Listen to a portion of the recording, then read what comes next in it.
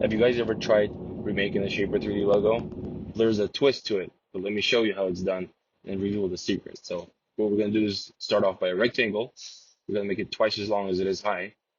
Let's go ahead and extrude that by 800 in this case, and you'll see why later. But let's go ahead and rotate that at that bottom plane over there. Make sure you use the copy function, go 180 degrees. Now what we're gonna do is shell, or use the shell tool to cut away the outside portion of the bottom rectangle. Let's do 1 millimeter, that way the line is not visible, because if you made this small, it would have a gray line. Now what we're going to do is look at those colors on the bottom app so we can match those. And we're going to go ahead and go into Visualizer and find corresponding colors so that we can get those accordingly.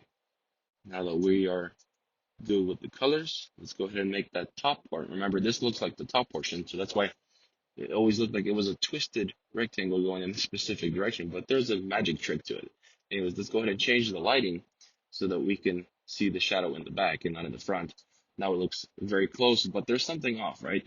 There's the last part. We have to change the field of view, and now we have it. What did you guys think? Did you wonder how it was made before? Let me know in the comments below, and I'll see you guys in the next one. Bye-bye.